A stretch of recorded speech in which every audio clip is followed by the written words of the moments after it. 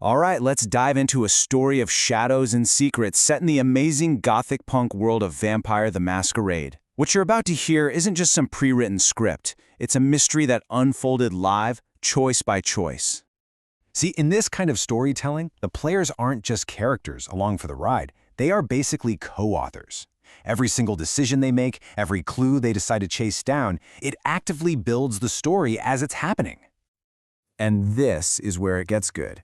In this particular story, a job that seems pretty straightforward just spirals into this huge conspiracy that threatens their entire existence. So let's follow the breadcrumbs and see exactly how a simple order became a fight for the truth.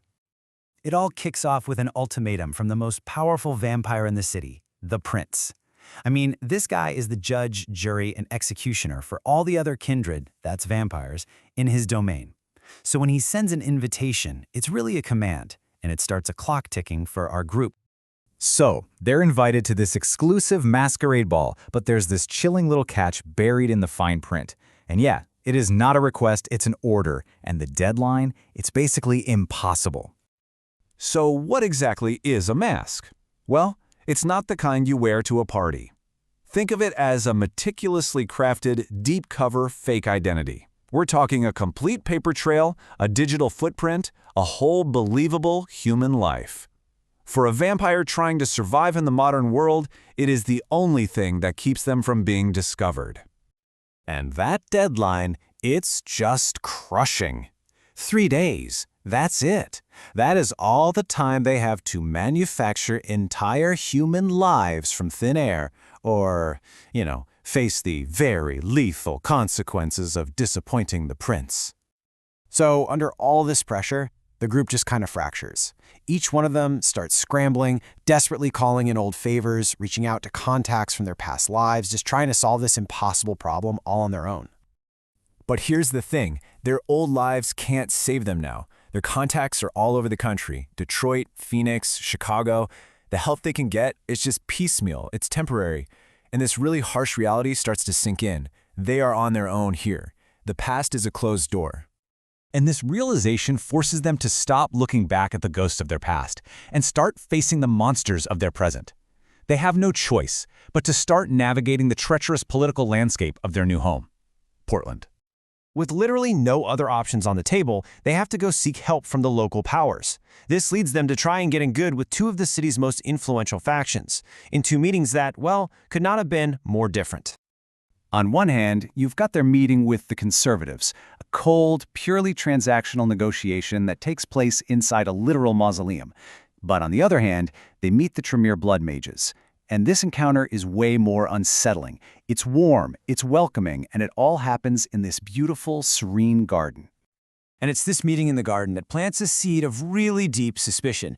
This is where the group's focus totally shifts, right? It goes from how do we solve this practical problem to this chilling, creeping feeling that something is very, very wrong here.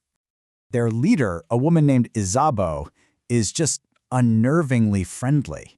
Now, you have to get this. The Tremere are a clan of blood mages built on rigid hierarchy, intense secrecy, and just a whole lot of paranoia.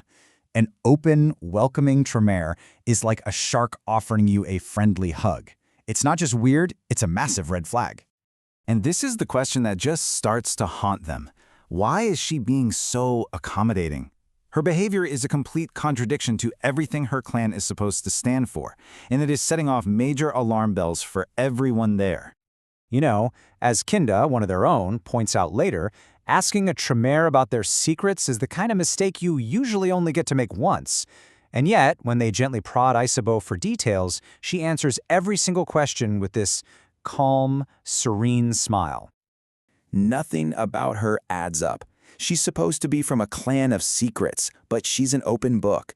She talks about freedom, but she belongs to a group built on absolute control. They went in looking for an ally, and they walked away with this profound sense of dread. So that simmering unease just boils over on the drive home. The players start connecting these little threads, weaving together a pattern that stretches all the way back to the night they first arrived in Portland. And the picture it creates, it's terrifying. It starts with one chilling realization. All of their vampire creators, their sires, they all disappeared from their lives at almost the exact same time. Then the second piece just clicks into place. They were all sent to Portland with nearly identical instructions, all under the guise that it was some safe haven where nobody would know who they were. But that was a lie. None of them actually got their instructions in person. And from the moment they arrived in Portland, it was crystal clear. They were not a secret. Not at all. They were expected. And then one of them asks the question that just shatters their entire reality. Are we certain it was our sires who wrote the letters? In that one single moment, everything changes. They stop being messengers and realize they might be the bait. They weren't sent to Portland for safety. They were lured here for a reason. And just like that, a desperate 3-day scramble to forge fake IDs has unearthed the conspiracy that could unravel their entire world. They're not just newcomers trying to survive anymore. They are pieces on a chessboard, being moved by some unseen hand in a city that feels like it's about to explode.